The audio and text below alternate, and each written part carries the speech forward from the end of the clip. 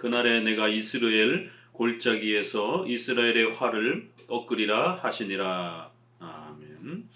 호세아서는 앞서 말씀드린 것처럼 구약에서 가장 당혹스러운 그런 또 이 성에 대한 이러한 면들을 소개하면서 특별히 선지자에게 이러한 창녀와 결혼하라고 하는 상당히 파격적인 이러한 결혼을 요구하시면서 하나님의 계시의 뜻을 전달하는 이러한 놀라운 면들을 보게 됩니다. 그렇기 때문에 우리의 장로교의 성경 해석 원칙을 더더욱 철저히 따라가셔야 됩니다. 삐끗 잘못했다가는 이러한 성에 대한 파격적인 이러한 명령, 또 이러한 그 특수한 상황들을 어떻게 적용해야 될 것인지, 이걸 오늘날 그대로 적용할 수 있는 것인지, 선지자도 창녀랑 결혼했으니까 오늘날 우리도 창녀랑 결혼할 수 있다. 이런 성이 개방이 되니까 오늘날 동성애도 다양한 성도 괜찮다.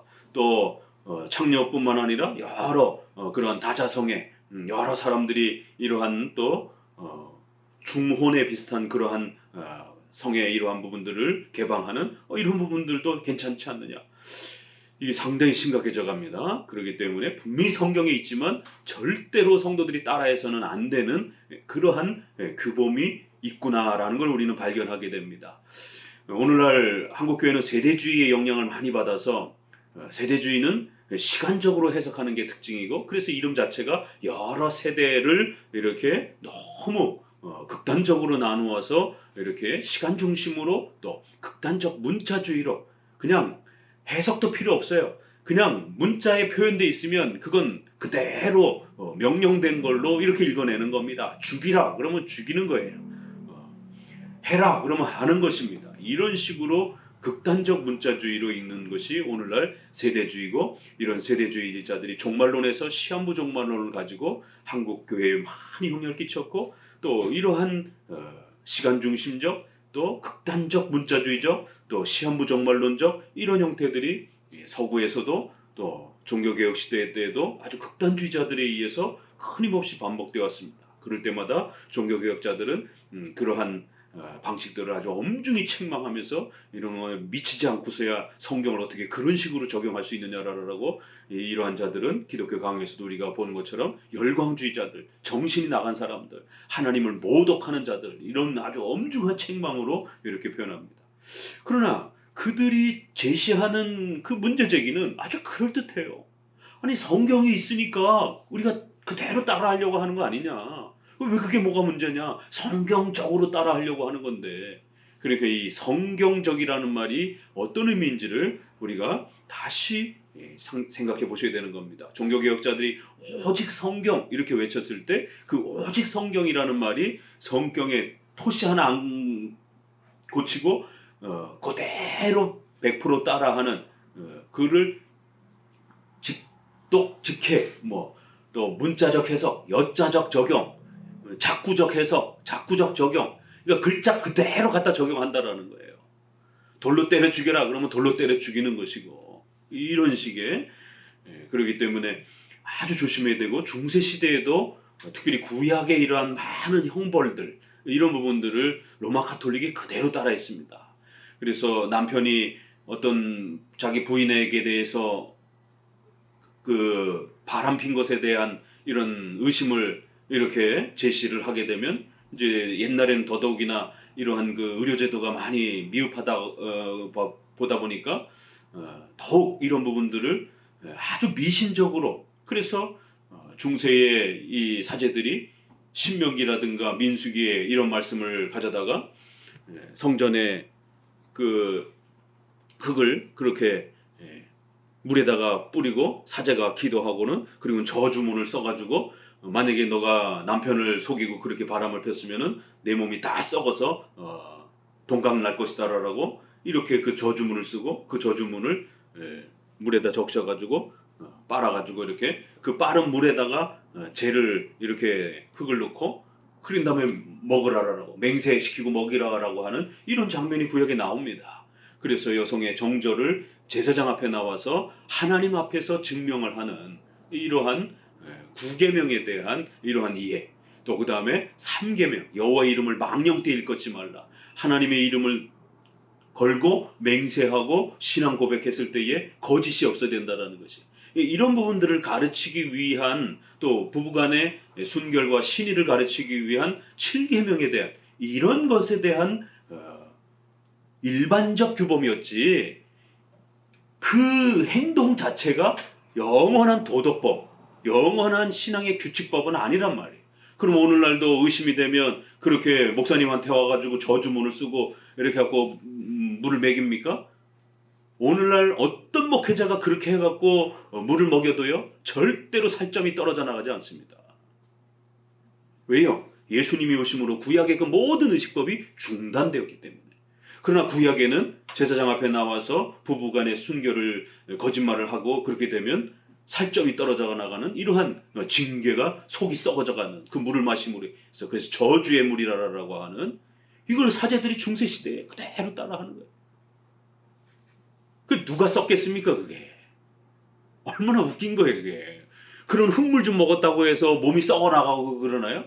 아무렇지도 않잖아요. 그러니까 이제 이런 부분들을 악용을 하는 이제 이러한 편법들이 등장을 하고, 또 구약에 돌로 때려 죽이라라고 하는, 증인 둘을 세워놓고 돌로 때려 죽이라라고 하는 이제 이런 부분들이 마녀 사냥에 그대로 연결이 돼가지고 결국 마녀를 지목하면 그 마녀로 지목된 자가 로마의 그 종교 재판소에서 재판을 받고 마녀로 지목이 되게 되면 그 지목한 자가 그의 재산을 가져갑니다. 그러니까 이제 결국 재산 강탈의 목적으로 이렇게 이제 혼자 과부된 그런 여성들, 또 좀 가난한 여성들, 이런 좀 이렇게 보호가, 친척들이 좀 약한 이런 그 여성들, 이러면은 돈을 뺏으려고 그렇게 일부러 거짓 증인자들을 세워가지고는 마녀다라라고, 또 바람폈다라라고, 이런 식의, 그리고는 구약을 그대로 갖다가 이렇게 따라하고 징벌도 그렇게 돌로 때려 죽이고 이런 부분들을 따라하는. 그리고는 도둑질을 하다가 또 여성이 싸우다가 남편의 그러한 그 상대방과 다투다가 폭행을 하다가 상대방의, 남성의 중요한 생식기를 폭행을 하게 되면 손을 자르라, 이런 말이 있잖아요.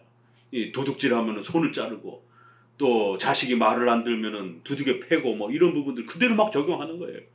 그래서 손을 자르고. 중세 시대, 그래서 교회가 타락했다라는 거예요.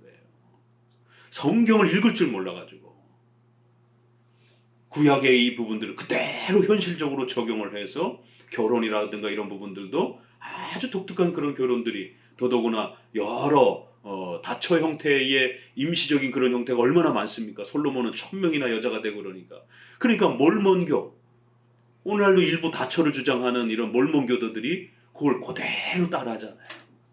일부 다처를. 미국에서도, 우리나라는 거의 없어요. 그런데 미국에는 이 분파가 상당히 세력이 커서 미국에서도 굉장히 그 골칫거리라고 그래요. 왜냐면 미국 법은 분명히 그 남자와 여자의 부부의 이런 실정법들이 있는데, 여기는 자기네 그 지역의 단위로 이렇게 해갖고 부인을, 중동애처럼 부인을 그렇게 여럿이 거두면서 이렇게 사는 이런 부분들. 안식교인들 구약을 그대로 따라하려고 하잖아요. 안식교라 그러잖아요. 그래서 우리는 주의를 지키지만 성경에는 구약의 안식일을 지키라. 왜냐하면 구약은 의식법이 존재하던 시절이기 때문에. 그러니까 우리가 틀린 것처럼 주장을 하는 거예요. 왜 너네 성경대로 안 하느냐? 왜 주의를 지키냐? 구약의 십계명의 주일이 어디 있느냐? 안식일을 지키라고 돼 있지. 그러니까 들으면 그럴듯하단 말이에요. 그래서 우리의 장로교의 해석 법칙을 정확하게 구축하고 있지 못하면 성도들이 여기에 대해서 답변을 못하는 거예요. 자신 있게. 자, 이런 부분들은 특수한 의식법이고 사회법. 율법에는 기록 형식이 3가지가 있다 그랬습니다. 제사, 의식법, 그 다음에 사회 형벌제도와 관련된 형벌법, 사회법이라고 하는 재판법, 그 다음에 영원히 규범으로 지키는 도덕법, 영원법이라고 하는. 그래서 이 제사, 의식법과 재판, 형벌법은 예수님이 오시고 나서 외적 형식은 중단되었고 그 내적인 정신만 오늘날 보편적 규범으로 남아있는 거예요. 그 정신까지 삭제됐다 이래버리게 되면 구약이 필요 없어져 버리게 됩니다.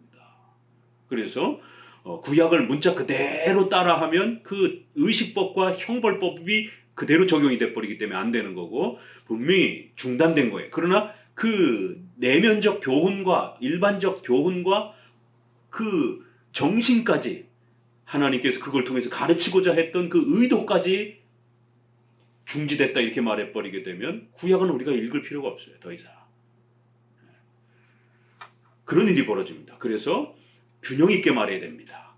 구약의 외적인 형식은 중단됐다라는 것. 돌로 때려 죽이라는 것은 더 이상 오늘날 행하지 않습니다. 그렇지만 범죄에 대한 엄격한 권징, 범죄를 그냥 모른 척해서는 안 된다라고 하는. 그러면 교회적 권징은 오늘날 교회의 그러한 법에 의한 권징으로 그렇게 자리가 잡은 겁니다. 그래서 그 정신은, 권징의 그런 정신은 이어받되 권징하는 방식은 오늘날 중단됐다라는 거예요. 그래서 오늘날은 권면하고 또 공적으로 야단치고, 그래도 말을 안 들으면 수찬 정지를 시키고 성찬을 중지시키고, 그래도 말을 안 들으면 그 공동체에서 출교, 등록을 폐지하는 거예요. 취소시키는 것이에요. 그래서 내쫓는 것이죠. 인격적인 권징이지 수갑을 채우고 몸을 구속하고 때리는 이러한 구약적 형벌이 아니라는 겁니다. 이걸 그대로 적용하는 이제 이런 안식교들, 또 우리가 메노나이트라든가 아미시라든가 이렇게 이런 분파들, 지난번 말씀드린 것처럼 모든 문명을 죄악시하고 구약 따라야 된다라면서 농경생활을 추구하려고 하는, 구약은 다 농경생활이니까. 그래서 옷이라든가 이런 것들도 전부 다 옛날 옷만 입고 이렇게 문명적으로 발전된 이러한 옷들을 전부 거부하고 마차 타고 다니고 촛불 키우고 살고 가축 치고 농사만 짓고 사는, 그게 성경적이라는 거예요. 이 참 성경을 잘못 대하면 이런 일들이 벌어집니다. 자, 그래서 호세아서는 반드시 일단은 문맥을 따라 문자적으로 읽어가야 되는 거예요. 문법적 해서. 그 다음에는 역사적 해석. 이건 예수님이 오시기 전 그런 의식적 명령의 내용들이 있기 때문에 반드시 역사적으로 구약에 중단된 그러한 외적 의식이 무엇인지를 잘 신구약의 역사적 차이를 헤아려야 됩니다. 역사적 해석, 교리적 해석 마지막에. 그러면 도대체 호세아는 뭘 말하는 것인가? 어떤 교리를, 고대나 1세기 때나 오늘 우리 시대나 동일하게 하나님이 명령하는 그 계시의 내용은 보편적인 동일한 교리는 뭔가 도대체? 그럼 호세아는 도대체 뭘 말하려고 하는 것인가? 이 교리를 찾아내야 되는 것입니다. 이러한 호세아서의 이 세 가지 해석법을 잘 적용하면 충분히 우리가 아까 말씀드렸던 그런 위험성들을 잘 걸러내면서 얼마든지 읽어낼 수가 있는 겁니다. 자, 또 하나만 예를 들어보고, 이거는 호세아서뿐만 아니라 창세기 38장의 유다와 다말 사건, 또 룻기서의 또 이러한 친척 할아버지와 젊은 과부가 결혼하는 이러한 명령, 그리고 또 다윗의 부인들이 여럿이 있는 것, 솔로몬의 부인이 여럿이 있는 것, 야곱의 부인이 여럿이 있는 것, 이렇게 성과 관련되어 있는, 또 그 다음에 촌수를 좀 더 초월해서 이렇게 가족끼리, 사촌끼리 이렇게 결혼을 할 수밖에 없는 그런 어떤 특수한 상황, 또 그 다음에 형이 아들이 없이 죽으면 동생이 형수를 취해서 아들을 낳아주고 재산을 물려줘야 되는, 그래서 형의 집안에 대가 끊기지 않도록 그렇게 해야 되는, 이걸 대결혼이라고 하는 이러한 명령. 이스라엘 남자 청년들이, 이스라엘의 남자들이 이 형수를 취하는 이거를 의무를 감당하지 아니하면 창세기 38장에서도 엘오난 이렇게 내려갈 때에 둘째 동생이 오난이 형수를 취했지만 싫은 거예요. 소위 그런 거죠. 처녀 장가가고 싶은 거지. 형의 이미 결혼한 과부를 자기 부인으로 취한다는 게 남자 입장에서 싫고, 또 재산도 자기가 마련해서 줘야 되다 보니까 자기의 재산에도 손해가 나고, 그래서 창세기 38장에는 참 이렇게 아이들하고 읽기가 참 멋쩍은, 결국 부부관계를 하다가 결국 실어서 땅에다가 사정을 했더라. 이런 표현이 나옵니다. 그래서 하나님이 그 행위를 보고 불쾌하게 여기시고 진노를 내리셔서 즉석에서 죽어버린 것이에요.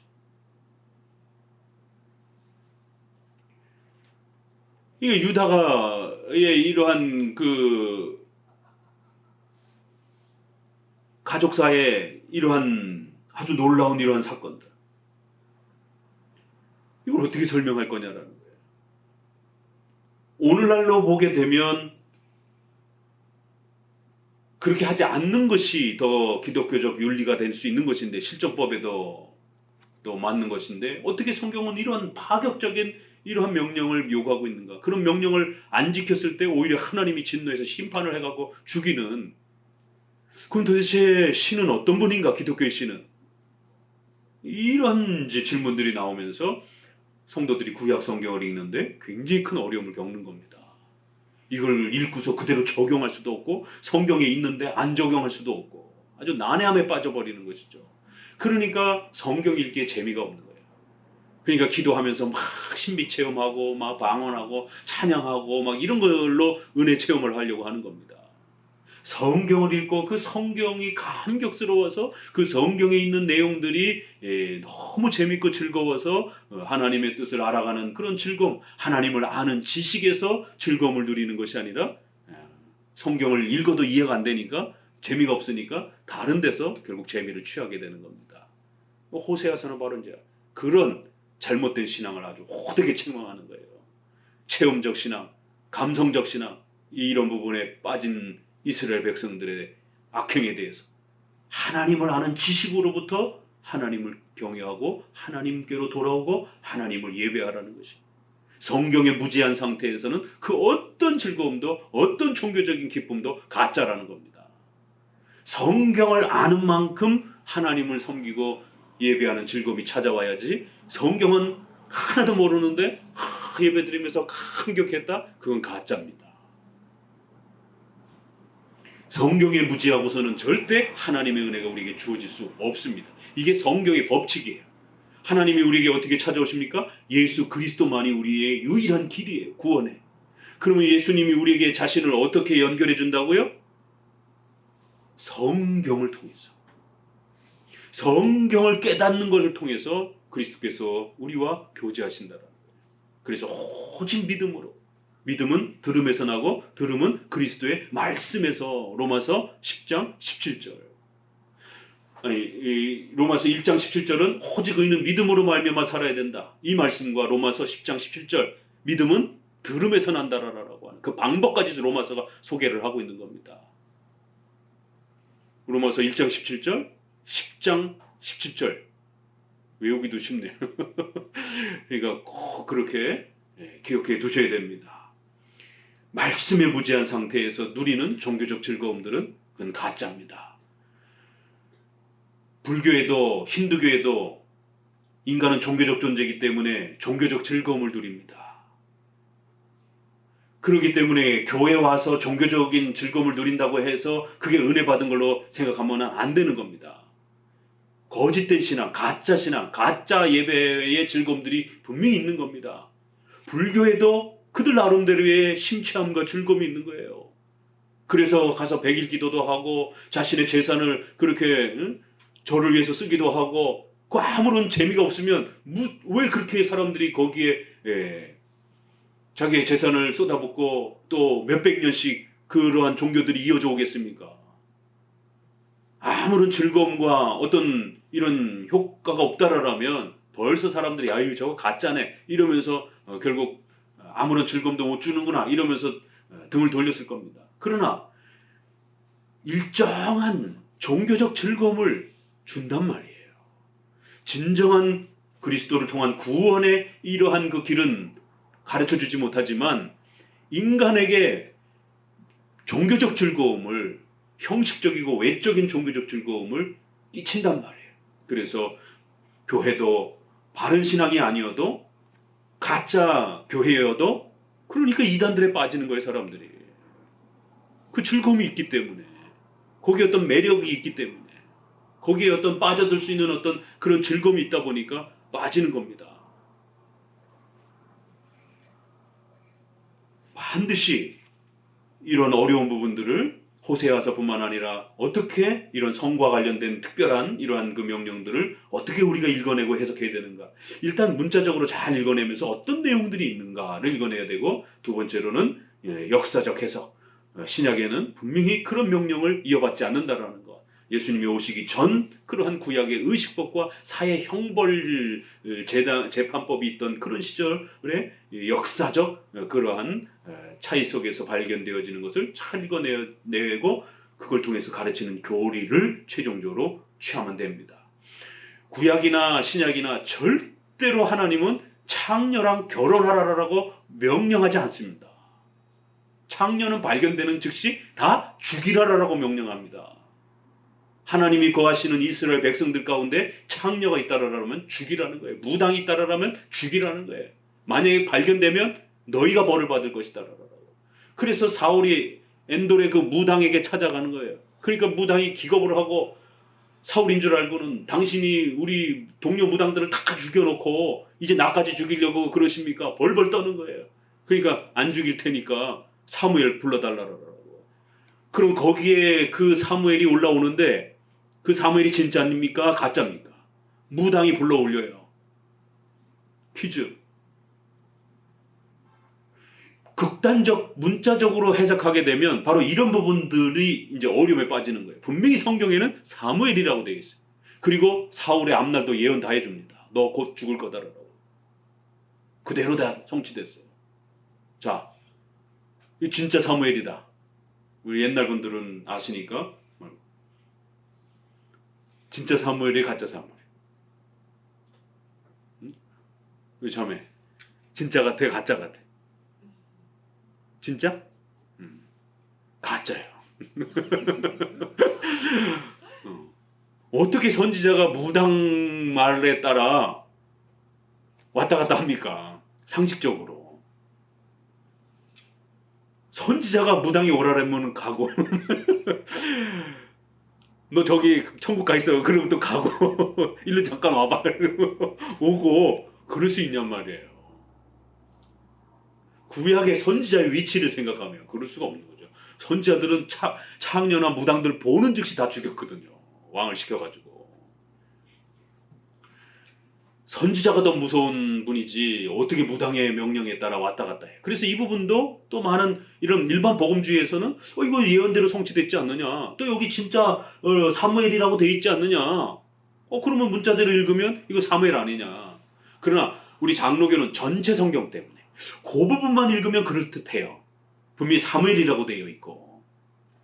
그렇지만 전체 성경에 보게 되면 무당을 살려둘 수 없다라는 거예요. 선지자는 절대로 무당 말 듣지 않는다라는 거예요. 그건 하나님이 금지시켰다라는 거예요. 보는 즉시 그냥 죽여야 돼요. 뭘 묻고 의논하고 이럴 수가 없는 겁니다. 그런데 사무엘이 무당 종로로 타듯이 그렇게 왔다 갔다 무당이 시키는 대로 그렇게 다 하고 그런다? 있을 수가 없는 거예요. 그래서 복음주의 계열에서는 이거를 진짜 사무엘이라 그러지만 우리 장로교 계열과 종교개혁자들은 이건 가짜다라고. 칼빈도 그렇고 우리 웨스트민스터 총회에 참여했던 많은 장로교 신학자들은 이런 전체 성경의 이 교리의 의미 때문에 이 부분을 사무엘을 볼 수 없다라는 거예요. 그럼 이건 도대체 누구냐? 이 귀신, 사탄이 장난치는. 사탄은 얼마든지 돼지떼 2,000마리에게도 들어가갖고 돼지떼를 다 몰살시키기도 하잖아요. 그러니까 사탄은 또 이렇게 흉내를 낼 수 있는 이러한 거짓 기적과 이적들을 행할 수 있기 때문에 얼마든지 사탄이 그렇게 사탄도 영적 존재이기 때문에 자기가 사무엘인 것처럼 이렇게 꾸미고 그 무당을 속이면서 그렇게 그들을 혼란에 빠뜨리기 위해서 나라를 어지러움에 빠뜨리기 위해서 결국 그렇게 나타날 수 있다라는 겁니다. 단지 미래가 맞았다라고 해서 사무엘이 아니라는 거예요. 왜냐하면 귀신들도 사탄도 미래를 이야기하고 괴롭히고 죽이고 욥을 병들게 만들고 이런 엄청난 기적들을 행하는 것을 보게 됩니다. 자, 그래서 이러한 성에 대한 이런 문제들도 반드시 우리 전체 성경 안에서 보게 되면 구약에 절대로 창녀를 나라 안에 두지 말라라고, 또 창녀들이 헌금한 거는 절대로 제물로 받지도 말라라고. 그 어떤 그 신학교에서 토론을 하다가 질문이 나왔냐면 창녀가 헌금을 했어요. 그럼 그 헌금을 받아야 됩니까? 말아야 됩니까? 옛날 분 대답해 보세요. 그거 받아야 돼, 안 받아야 돼?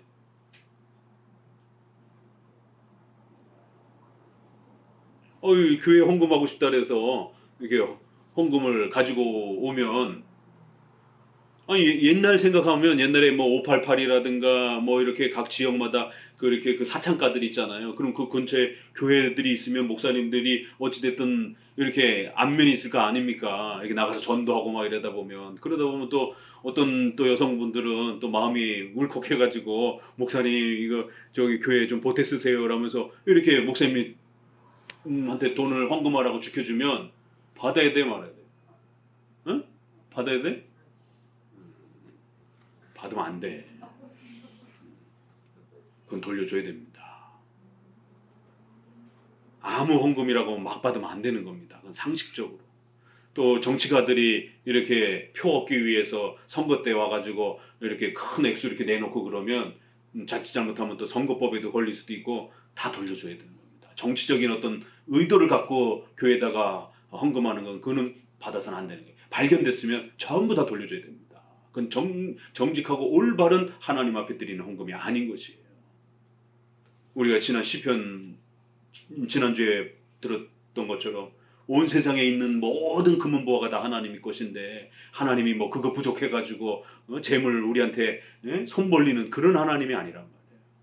그래서 사회적 상식에도 맞지 않고, 또 우리 신앙적 양심에도 맞지 않고, 또 구약에도 보면 이런 창녀의 이런 재물과 이런 부분들을 절대로 받아서는 안 된다라고 회개하고 그 직업을 떠나고, 그러고 나서 교회의 새로운 성도로서 그렇게 신앙의 훈련을 받으면서 헌금을 하는 건 괜찮지만, 여전히 거기 있으면서 자기 번 돈으로 헌금을 하게 되면 그건 교회가 욕되임을 받는 것이. 그럼 그 돈으로 만약에 무슨 일을 하게 되면 창녀들의 번 돈을 가지고 교회가 목사님 월급을 사례비를 드리면 목사님이 포주요? 큰일 나잖아요. 큰일 납니다. 그러니까 우리가 이러한 이제 성경의 이러한 그 명령과 가르침들을 어떻게 읽어내고 어떻게 우리가 적용해야 되는지, 또 이런 특수 명령들을 어떻게 잘 이해해야 되는지를 계속 훈련받지 않으면 바로 이런 일들이 벌어집니다. 그래서 앞서서 계속 특별히 창녀와 결혼하라라고 하는 이런 부분에 있어서, 그렇기 때문에 우리 장로교 주류 쪽에서는 이거는 상징적이고 비유적인 이스라엘 백성들의 부패와 타락을 이렇게까지 하나님이 비유적으로 비유하면서 이스라엘 백성들이 창녀와 같이 타락했다라고, 다른 신을 쫓아다니면서 다른 신 섬기고 이런 것이 마치 남편을 버리고 도망간 그러한 간음 여자처럼 이렇게 하나님을 버리고 다른 신을 섬기는 이런 행위가 얼마나 악한 것인지를 이렇게 책망하는 것입니다. 자, 우리 서론, 이 책에 있는 서론 조금 남은 부분 더 읽어드립니다. 언약 파기에 대한 부분 487페이지.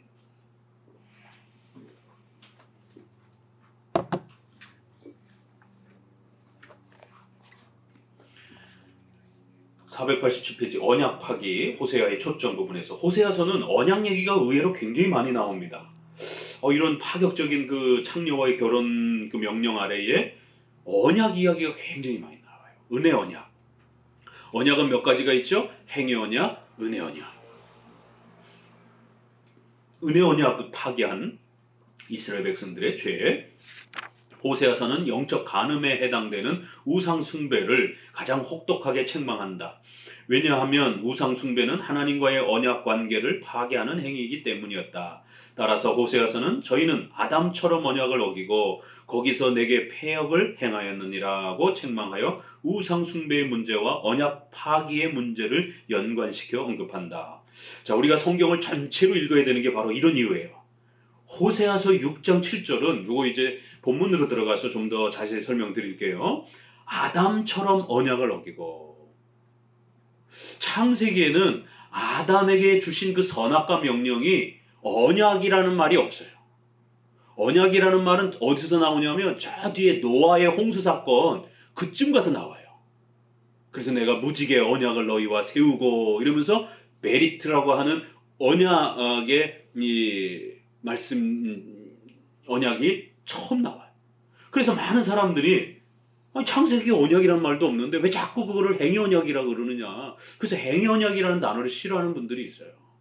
그러나 우리는 웨스트민스터 표준 문서에 그거는 충분히 뒤에 또 언약이라는 말도 나오고 또 은혜 언약의 대조 관계에서 보게 되면 충분히 행위 언약으로 표현할 수 있다라는 거예요. 뭐 창조 언약이라고도 부르는 분들도 있고 웨스트민스터에서도 생명의 언약, 창조 언약, 첫 언약 그리고 행위 언약 이렇게 다양한 표현을 쓰는데 대표적으로 행위 언약을 은혜 언약과 이렇게 대조해서 좀 더 즐겨 씁니다. 그런데 다른 성경에도 보니까 아담처럼 언약을 어기고 이렇게 보세요. 아담이 하나님과 선악과 그 약속을 했던 것이 언약적 행위였다라는 게 호세아서에 설명되고 있어요. 아담처럼 언약을 어기고 이스라엘 백성들이 아담과 동일하게 그렇게 악행을 저질렀다라는 거예요. 자, 그런데 이게 번역 성경에 사람처럼 언약을 어기고 아담이 아니라 man으로 되어 있는 번역들도 있어요. 영어 성경도 그렇고 우리 번역도 그렇고. 그래서 어떤 번역이 훨씬 더 원문에 가까운 훌륭한 번역이냐라고 했을 때 아담이라고 원문의 히브리어의 이 부분을 읽어내는 것이 훨씬 더 옳다라고 이렇게 우리 장로교는 그렇게 이게 이제 성경 사본 문제 또 번역 성경 문제까지 이렇게 복합적으로 그래서 더 많은 우수한 사본과 이런 부분이 아담으로 표현이 돼 있어요. 그러다 보니까 이제 이 언약론을 싫어하는 사람들은 이거 아담이라고 읽기보다는 그냥 사람으로 읽어내는 것이 더 좋지 않느냐. 성경에 창세기에 언약이라는 말이 어디 있느냐 이제 이러면서 이건 그냥 이스라엘 백성들과 한 언약인 것처럼 이렇게 읽으려고 자꾸 그럽니다. 그러나 우리는 아담처럼 언약을 어기고 개역 우리 한글이 이렇게 참 멋있게 잘 번역이 되어 있는 겁니다. 자, 언약 파괴와 연관된 죄의 내용으로는 우상 숭배, 하나님의 말씀 버림, 제사장들과 지도자들과 예언자들의 부패, 총교 지도자들의 부패죠. 이방 민족에게 도움을 호소하는 죄, 거짓되고 호화스러운 제단의 형성 등 모든 것이 연결되어 있다. 여기 보세요. 호화스러운 그 제단, 강대상 여기 앞에를 아주 호화스럽게 꾸미는. 오늘날 지금 한국교회도 여기 앞에 강대상 꾸미는데 수십억씩 들어갑니다. 참 저희에 비하면 이거 너무 비교가 안 될 정도로. 왜요? 파이프 오르간 그 하나가 파이프 관 하나가 몇 천만 원씩 해요. 그래서 웬만큼 이렇게 몇 개 설치해도 중형 몇 개 설치해도 뭐 2, 3억 원 금방 들어갑니다. 아주 큰 굵직한 거 이런 거 한 양옆으로 한 10개씩 쫙 이렇게 설치를 하면 뭐 수십억도 더 들어가요. 거기다가 쫙 파이프를 빼가지고 이 전자 그 오르간 그것도 어마어마하게 비싸고 이 파이프가 무지하게 비싸요. 왕 하면 왕 하는 이제 이런 그런 어떤 소리에 대한 어떤 그런 욕심 때문에 우리 한국 교회도 풍금 그렇죠? 풍금도 없었을 때는 그냥 육성으로 부르고 그건 서구 교회도 그렇고 아니 도망 다니면서 예배드리고 이러는 처지에 무슨 이런 피아노 이런 부분이 어디 있습니까? 피아노만 해도 대단한 거예요. 이게 조금 이제 핍박 시기가 지나가고 나니까 이제 피아노 정도 너무 여기 앞에가 강대상 앞에가 고급스럽고 화려하면 안 된다라는 거예요.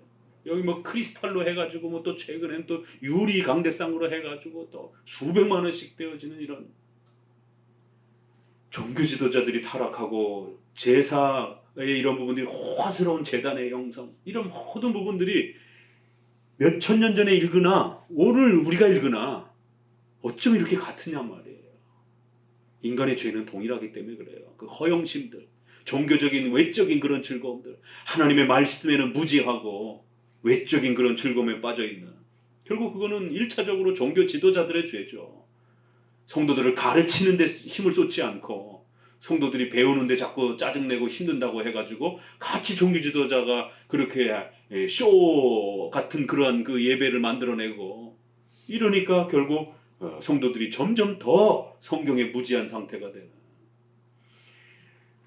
그걸 또 요구하는 성도 서로에 맞물려 있어서 다람쥐 쳇바퀴 돌듯이 서로가 서로를 그렇게 죄악으로 끌고 내려가는 거예요. 이스라엘 백성은 아브라함의 은혜 언약과 다윗의 왕국 언약으로 이어지는 언약적 백성이었다. 하나님은 이스라엘 백성의 아버지가 되어 주셨고 백성들은 하나님의 자녀가 되는 거룩한 은혜 언약의 은혜를 받았다. 이스라엘이 하나님과의 계약 관계에 있다는 사실은 이스라엘 백성이라면 모두 아는 사실임에도 불구하고 그들은 바알을 섬기고 우상 숭배에 기인한 사회적 혼란을 초래하였다. 이 바알 신이 뭐냐면 풍요의 신이에요. 아세라, 바알 아세라 신, 이방 신인데 그걸 섬기면 부자가 된다라고 하는, 농사가 잘 된다라고 하는. 아세라는 다산. 오늘 한국 교회 기복주의입니다. 이게 교회 나오면 부자 되고 병 고치고 이런 식의. 그러니까 바알 아세라라고 하는 거는 그 시대의 기복주의인 거예요.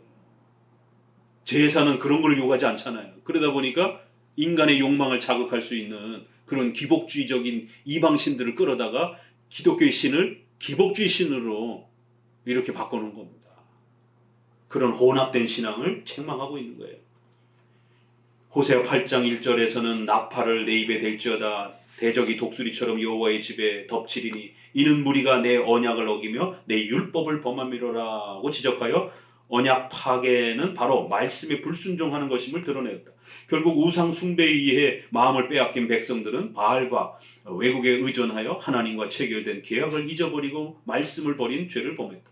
따라서 선지자는 하나님만 섬기고 하나님만을 믿고 의지해야 하는 언약적 삶에 충실할 것을 외쳤고 또한 언약에 충실한 삶만이 하나님을 바르게 알고 말씀에 순종하는 복된 삶임을 제시했다. 오직 성경으로 돌아와라.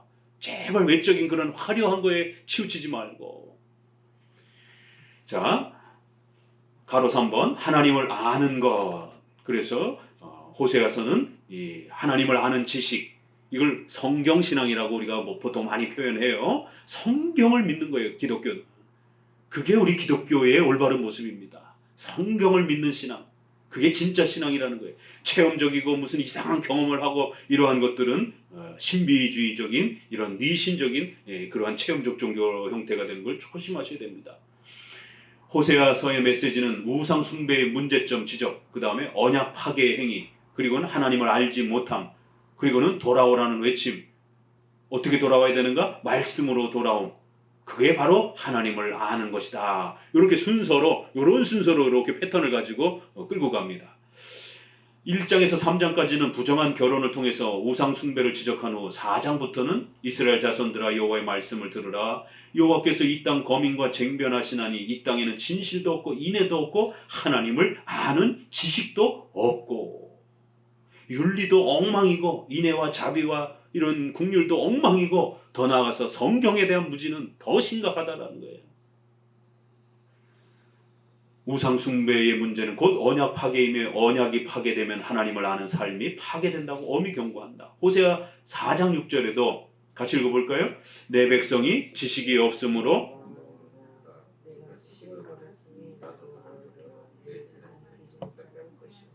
네가 내 하나님의 율법을 잊었으니 나도 내 자녀를 잊어버리리라. 성도가 성경에 무지하면 하나님이 그 성도들에게 은혜 주지 않겠다라는 거예요. 버리겠다라는 거예요. 하나님에 대한 지식을 잃어버리면 언약의 내용을 잊게 되고 잊어버리는 거예요. 무지해지니까. 언약의 책임을 잊으면 우상 숭배에 빠지게 된다고 경고합니다. 이와 같이 호세아서는 단순히 우상 숭배의 문제점만을 지적하는 것이 아니라 하나님에 대한 지식이라는 신앙의 본질을 드러내고 있습니다. 신앙이란 나는 인애를 원하고 제사를 원치 아니하며 번제보다 하나님을 아는 것을 원하노라. 6장 6절. 계속 이게 반복이 돼요. 이런 표현들이.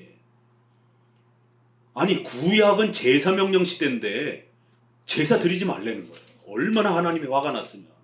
제사 필요 없다라는 거예요. 지금 우리가 시편 지난주도 읽은 게 그런 거잖아요. 왜 제사의 형식적인 제물 이거 해. 하나님이 무슨 피 마시는 신이냐 도대체. 왜 제사의 외적인 거에만 집착하고 너희들의 마음은 저만치 떠나 있고. 그럴 바엔 차라리 제사 드리지 말라는 거예요.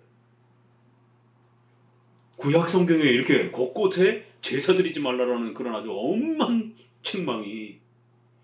그렇다고 이게 하나님이 이 부분을 하나님이 제사 드리지 말라 이 결론은 아니죠. 왜냐면 아직은 구약은 제사 시대니까. 이렇게 드릴 바에는 아예 제사 드리지 않는 게 낫지 않느냐라고 책망하는 거예요. 그런 하나님의 마음을 읽어내야 되는 겁니다. 왜냐하면 구약은 아직은 제사 시대이기 때문에. 하나님에 대한 올바른 지식을 소유하는 데서 출발하여 그 지식을 신뢰하고 의지하며 사는 삶을 말하는 것이다. 이런 신앙의 본질은 요한복음 17장 3절에서 영생은 곧 유일하신 참 하나님과 그의 보내신 자 예수 그리스도를 아는 것이다. 안다라는 단어를 즐겼어요, 성경이. 구약에도 알아야 된다. 우리가 하나님을 믿어야 된다 이런 표현을 쓰잖아요. 그런데 그것과 거의 비슷한 단어가 있어요. 하나님을 알아야 된다. 신약도 마찬가지예요. 오직 의인은 믿음으로 말미암아 산다. 칭의는 오직 믿음으로 된다. 믿어야 된다. 이런 표현이 많이 쓰여지는데 그럼 믿음이 뭔가요? 라고 할 때 믿음은 들음에서 나고 들음은 그리스도의 말씀을 아는 것이 믿음이다라고 이렇게 표현을 해요. 그래서 신약에도 의외로 안다라는 표현이 굉장히 많이 나옵니다. 자세히 보게 돼요. 그래서 제네바 교리문답도 사람의 제일 된 목적은 무엇입니까? 여기 소유리문답이 이 문장을 그대로 따라왔어요. 근데 답을 소유리문답은 조금 고친 거예요. 하나님을 영화롭게 하며 하나님을 즐거워하는 것입니다 라고 바꿨어요. 그러나 제네바 요리문답, 칼빈이 쓴 제네바 요리문답은 하나님을 아는 것입니다 이렇게 돼 있어요.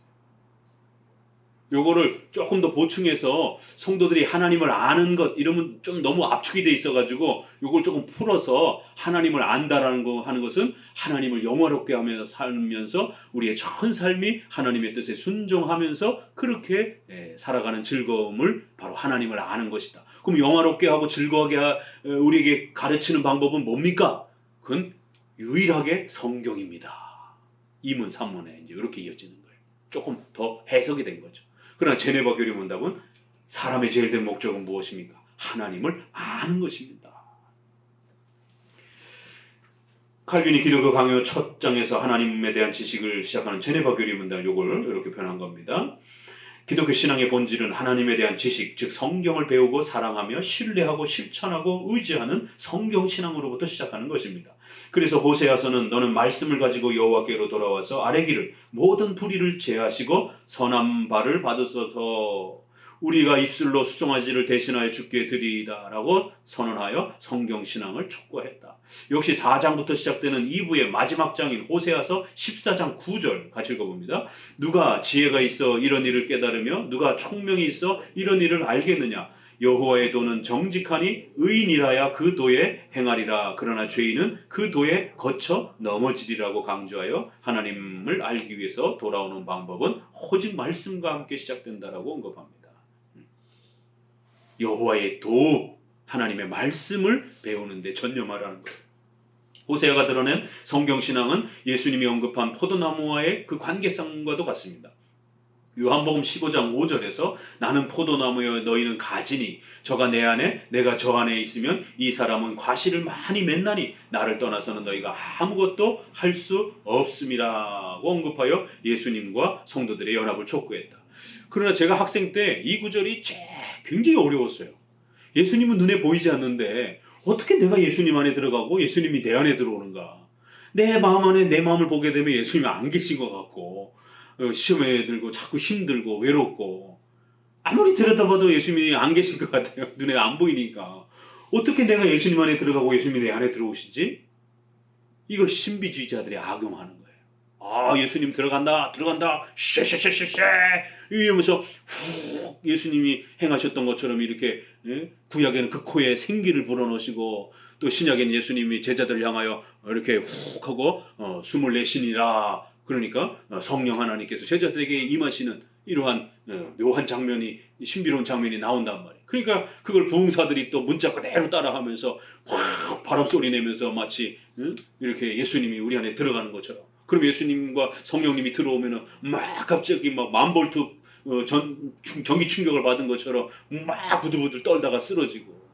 이 기독교 안에 이런 쓰러지는 운동들이 80년대, 90년대 뭐 저희 한 40대 이 후반부터 된 분들은 다 한 번쯤 쓰러져 보셨을 거예요.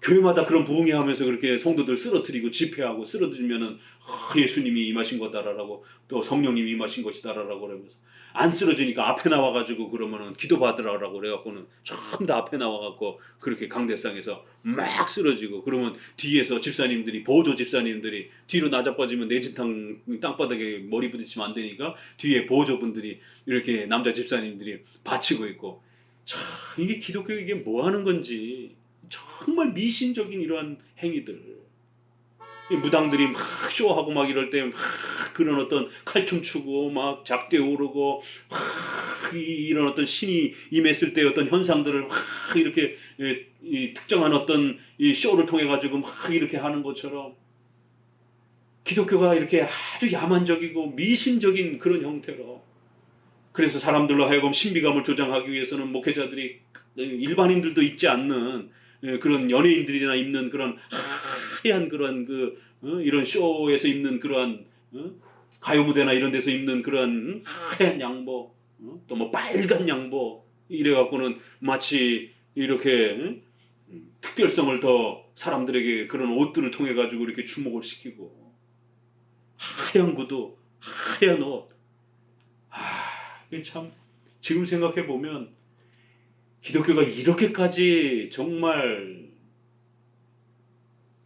타락하고 부패하고 세상 사람들이 보았을 때도 손가락질 받을 만한 그런 모습으로 저급해지는 정말 이렇게 무슨 저기 아프리카 토속신앙들 같이 그리고는 코로나 때도 무슨 뭐 소금물을 막 입에다가 쑤셔 넣고 무슨 뭐 똥물을 씻어 넣고 뭐 해가 있고 막 눈을 비빈다고 그러고 상처 부위에다가 옛날에 할렐루야 저갈 때는 또 그렇게 암 고친다고 그래놓고는 막 문질러 갖고는 막 암덩어리를 손으로 빼낸다라고 이런 아주 정말 몰상식하고 비의료적인 그래갖고 막 이 사람 저 사람 막 그 후배 파가지고는 감염으로 해갖고 더 많이 죽고 그리고 나중에는 그렇게 쇼맨십을 해갖고는 마치 뱃속에 손이 들어갔다 나온 것처럼 스펀지에다가 그렇게 짐승 그런 피를 이렇게 해갖고는 PD 수첩 이런 데서 잠입 취재를 해가지고 그 피 닦은 수건을 몰래 훔쳐가지고 과학수사에 검사를 해봤더니만 전부 다 짐승 피고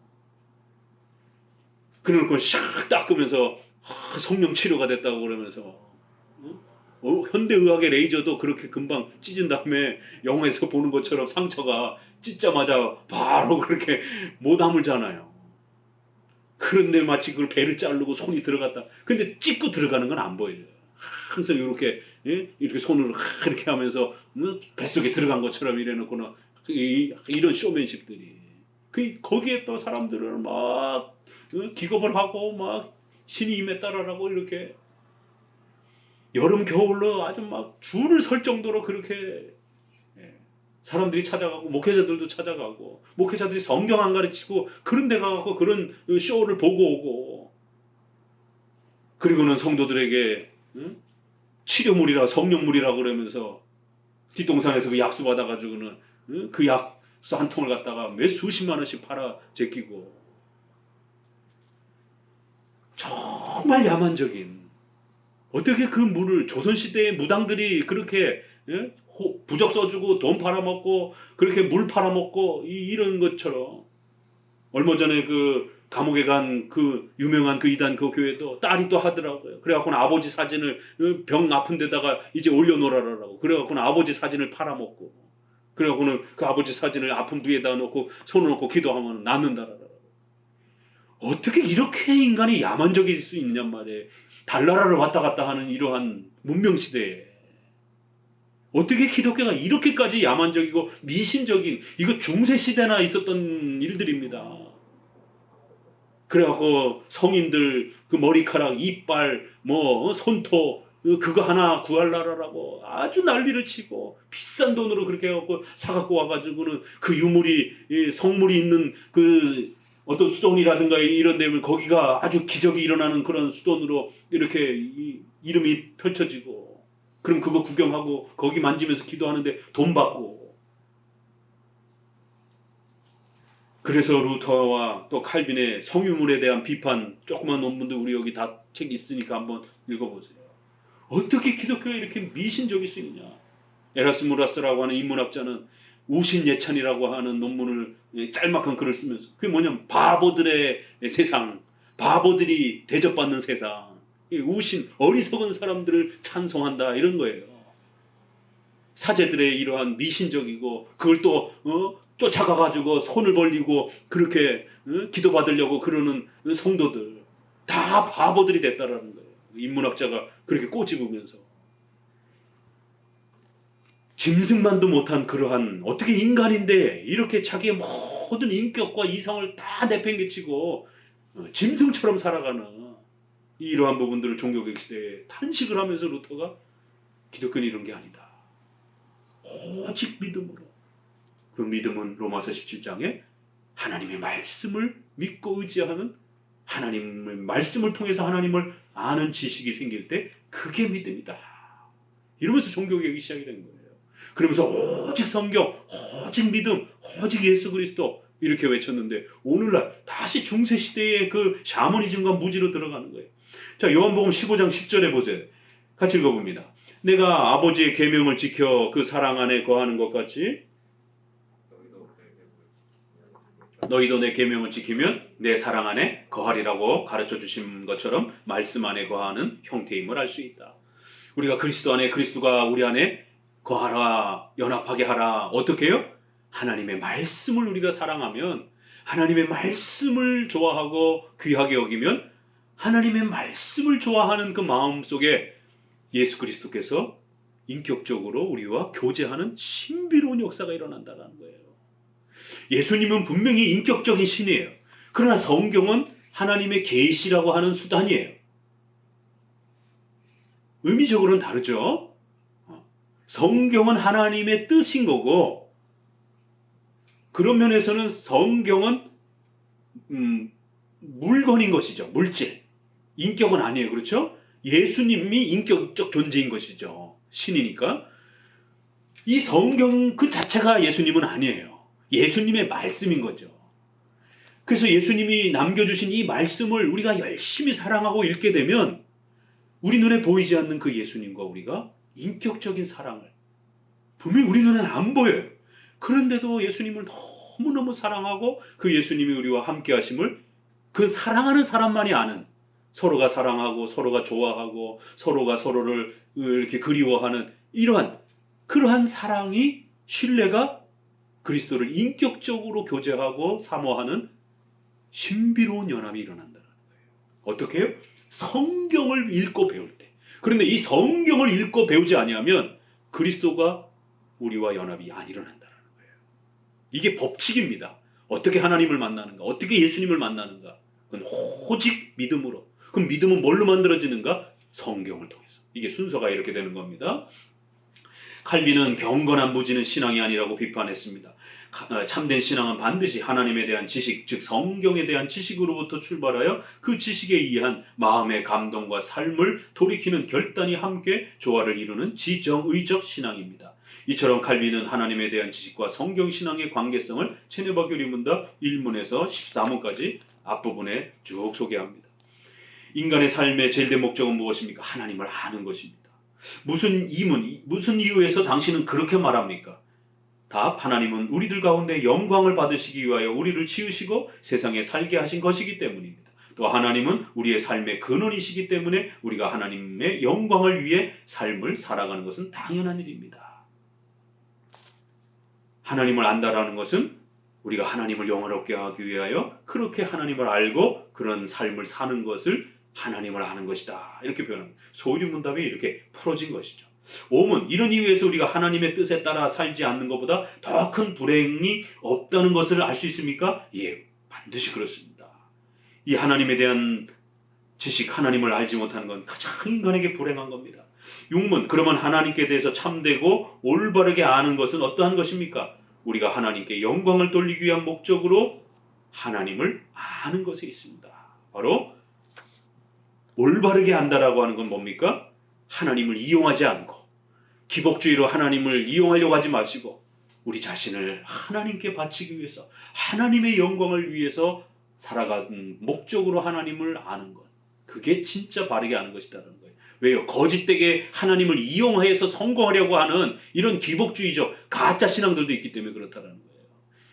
이런 가짜의 종교적 즐거움도 있기 때문에 그렇다라는 거예요. 교회 오는 많은 사람들이 정말 자신을 하나님께 드리고 하나님의 영광을 위해서 살려고 그렇게 교회에 나오는 것이 아니라 하나님 이용해서 부자가 되려고 교회 나오는 사람들도 많다라는 겁니다. 7문, 하나님께 영광을 바르게 돌리기 위한 방법은 무엇입니까? 그것은 하나님을 전적으로 신뢰하며 그분의 거룩한 뜻에 복종하면서 하나님을 섬기고 우리의 모든 어려움 중에서 그분에게 도움을 청하며 그분 안에서 구원과 모든 좋은 것이 하나님에게서만 나온다는 것을 마음과 행위로 표현하고 인정하는 것입니다.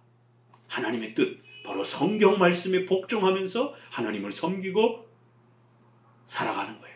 그리고 하나님의 작정과 섭리 속에서 우리 안에 이루어지는 모든 일들 가운데 하나님께 도움을 요청하면서 우리에게 모든 좋은 것이 하나님께로만 그렇게 하나님의 작정과 섭리 속에서 이루어진다라고 하는 그런 강력한 신뢰를 갖고 사는 것, 그게 하나님을 바르게 하는 것이다라는 거예요. 어떻게 13문 이 사실을 알 수 있습니까? 하나님의 말씀을 통해서 알 수 있습니다.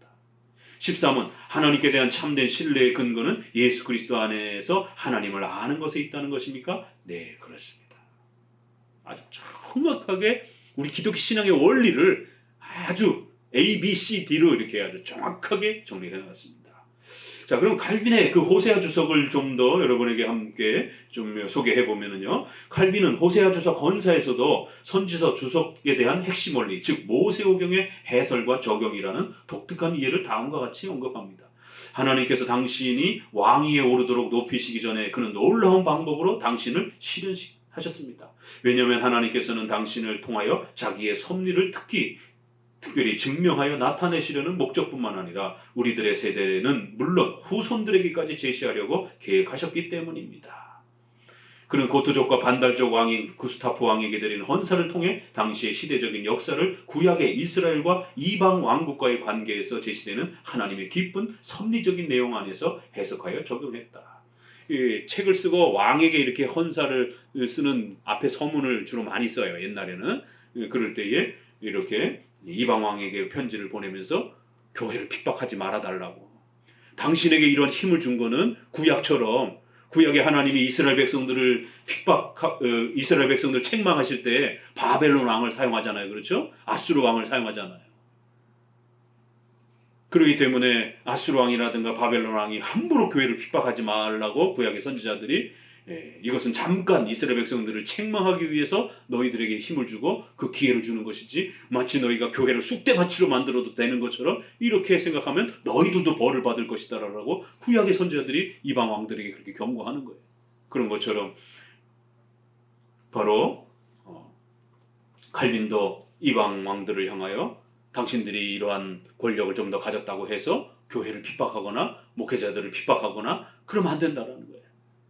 교회를 돕고 보호해달라라고 하면서 이렇게 헌사를 씁니다. 이와 같은 탁월한 이해는 1557년 존 부대가 서문에서 제시한 글에도 잘 나타났는데 특히 이 예언자의 교리를 그가 우리 자신의 시대에 적용시킴으로 그 말씀이 선지자들의 시대보다도 결코 뒤지지 않게 우리의 시대에 보다 더 잘 부합하도록 제시한 강의들에서 우리는 그토록 하나님의 백성을 현재 제네바 성도들을 생생하게 만드는 권면과 위로와 책망 등을 볼 수 있습니다.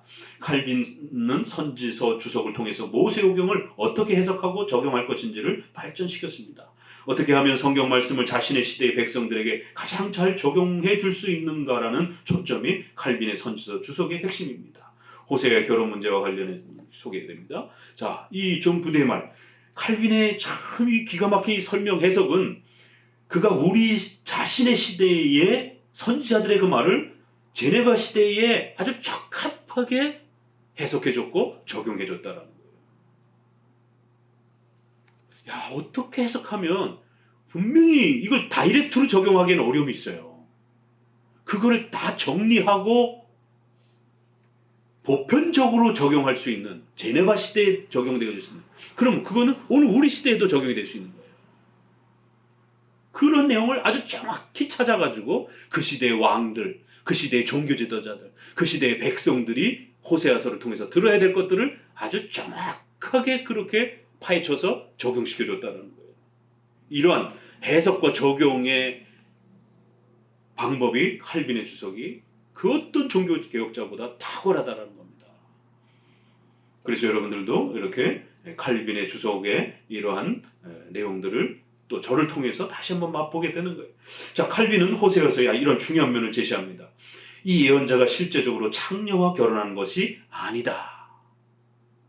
그가 환상적으로 이러한 일을 하도록 명령받았다는 해석에 대하여 모든 히브리인들이 거의 동의하고 있다. 그러니까 칼빈 시대에도 이거를 실제로 해석하려고 하는 종교개혁자들도 있었어요. 그럴 때 칼빈은 그건 너무 무리다. 오히려 초대교회 때부터 많은 우리 교부들과 선조들이 이거는 환상으로 비유로 해석해 왔기 때문에 그것이 훨씬 옳다라고 이렇게 정리를 해준 겁니다. 이 예언자는 그들의 눈앞에 생생한 묘사를 제시하기 위하여 그와 같은 말을 하였으나 그 백성 전체는 그가 그러한 일을 하지 않은 줄 알고 있었다. 그러므로 그 환상은 다음과 같이 상징적인 장면의 묘사로서 전시적인 것이었다. 주께서 이러한 비유나 비교를 진술하도록 그에게 명령한 것은 그 백성이 생생한 묘사를 통하여 보듯이 자기들의 미련함과 불신함을 깨닫게 하려는 것이었다. 간단히 말하면 그 사건 자체가 말씀을 통하여 제시된 것만이 아니라 눈으로 볼 수 있는 형태로 그들의 눈앞에 제시된 일종의 전시장이라는 것이다. 하나님의 백성에게 있어서 영적인 순교는 주님을 따르는 것이다.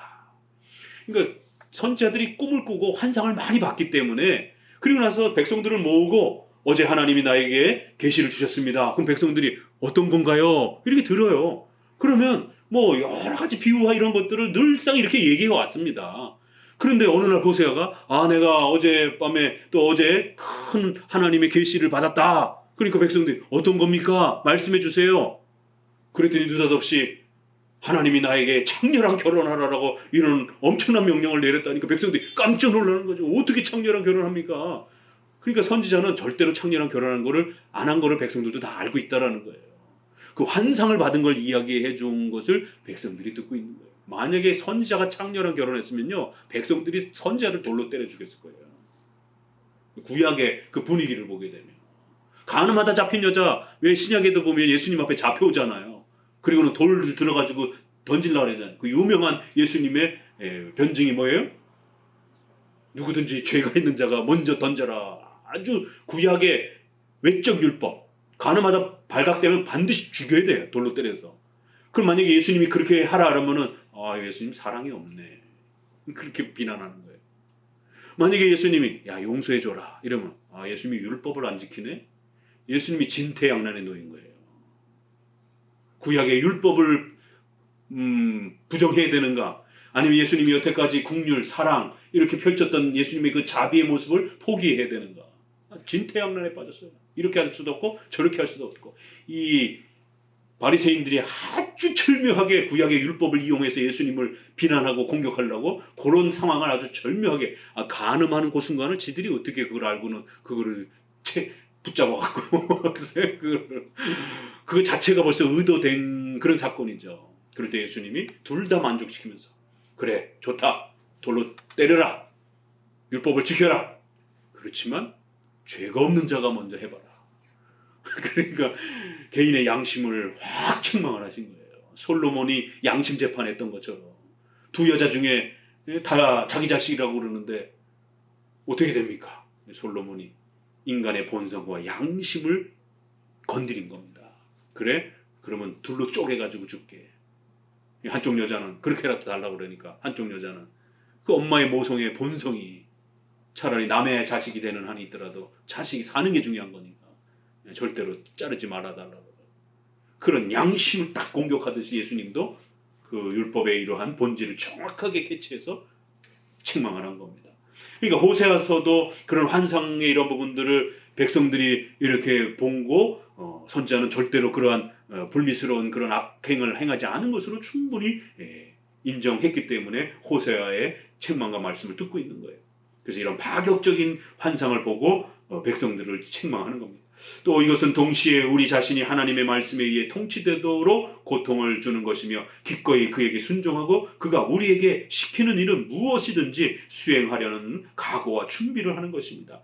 우리는 또한 이것과 반대되는 사실을 통하여 음란하게 되는 것이 무엇인가를 배울 수 있습니다. 즉 우리가 주님의 말씀에서 떠날 때 거짓 교훈에 귀를 기울일 때 온갖 행악자들에게 자신을 내맡길 때를 의미하는 것입니다. 간단히 말해서 우리 자신의 생각만을 따라가고 우리 자신의 온갖 고안을 따라 방황하며 주님 말씀의 권위 밑에 우리의 생각을 복종시키지 않을 때 우리가 음란하게 되는 겁니다. 얼마나 아주 정확합니까? 우리 생각 따라만 살아가고 우리의 어리석은 그런 고안들로만 이렇게 방황하고 예배라든가 이런 것들 자꾸 망가뜨리고 하나님의 말씀에 순종하지 않는 이러한 행위들이 바로 간음인 것입니다. 자, 오늘은 서론 이렇게 마무리했습니다. 이제 다음 주부터 본문으로 들어가도록 합니다.